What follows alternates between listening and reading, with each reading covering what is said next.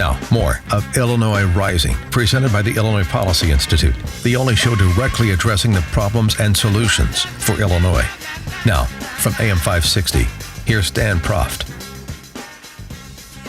Dan Proft back with John Tillman, President and CEO of the Illinois Policy Institute. You can hear me Monday to Friday, 5 to 9 a.m. on Chicago's Morning Answer with Amy Jacobson. And John, it's been interesting this week. Shock of all shocks, getting a little additional scrutiny, not just on Speaker Madigan, but also some of his phalanx of sycophants, starting with his longtime spokesman, Steve Brown. Sun-Times did an interesting piece just how well Steve Brown does being the contract spokesman for Mike Madigan. Yeah, so Steve Brown, normally this is a government role where you're employed by the government. You then have limitations by the rules of working for government, but not for Steve Brown. He's actually a consultant to the Speaker, separate deal, and just provides these services. And then he's a consultant to other people where he makes money by people that have business in front of the Speaker. This is very fascinating. It is. And to help us explore this fascinating topic, we're now joined by Scott Reeder, who's the executive editor of the Illinois News Network. Scott, thanks so much for joining us.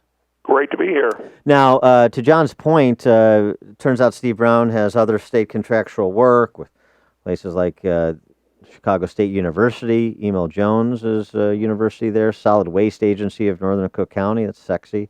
Northwestern Municipal Conference, Alternative Schools Network, and the like.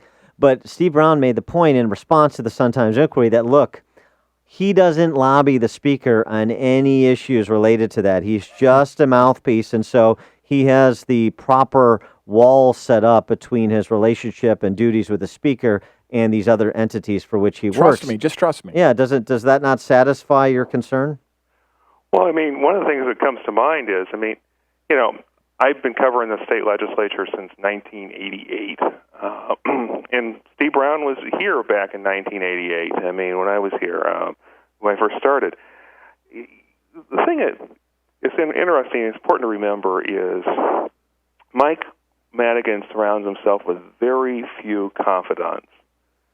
But two of the confidants that Mike Madigan clearly has are Tim Mapes, who's his chief of staff, and Steve Brown, who's his spokesman. And, you'll go out in Springfield and you'll see Mike Madigan eating dinner almost every night, and it's with those two people.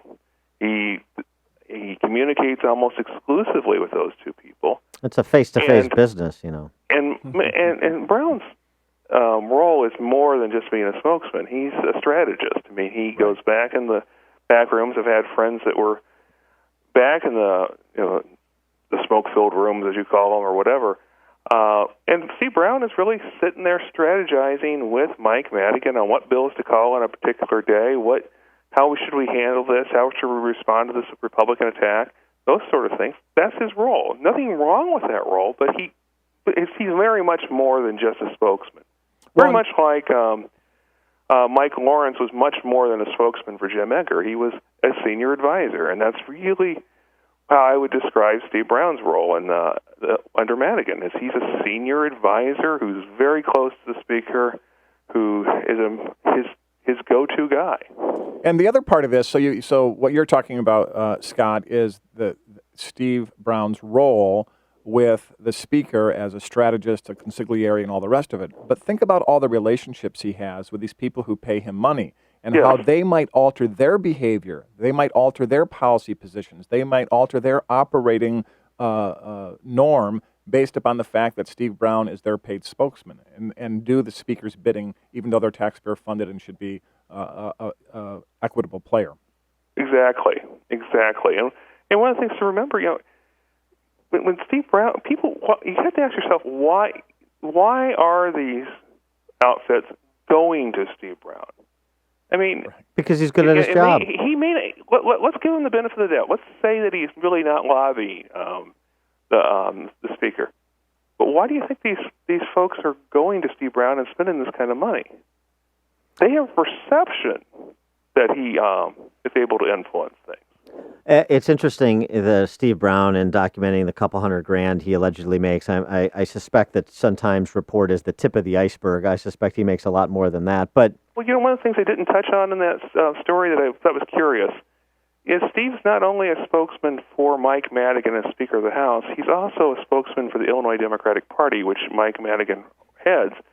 And that was never mentioned in that story. And I found that very curious. I don't know if he draws a salary. I assume he does from the Illinois Democratic Party, but that's certainly a dual role that he plays. Yeah, that's a good point. But in addition to that, though, I would love a little bit more media scrutiny on the principle, that being the longest-serving House Speaker at the state level in the history of our country.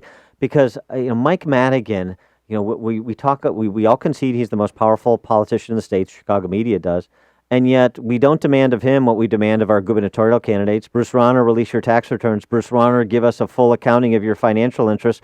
Why not Mike Madigan? How much does he make being a property tax appeals attorney? How many houses does he have? We're so fascinated by that with respect to gubernatorial candidates, other statewide candidates. Why does Mike Madigan get an exemption? That's a great question. I mean, and people, I know that he's been asked over the years for his tax returns, and he said, no, I don't think there's any interest in that. And I'm thinking, yeah, I think there's quite a bit of interest in that. Right.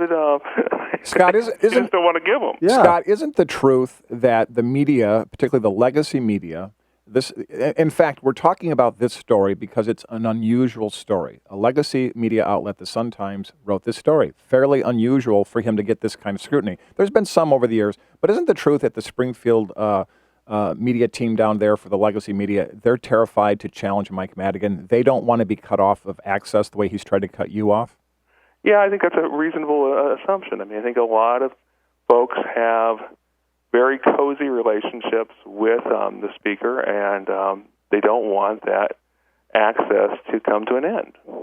All right. He is Scott Reeder, Executive Editor, Illinois News Network. Scott, thanks so much for joining us. Appreciate it. Thank you.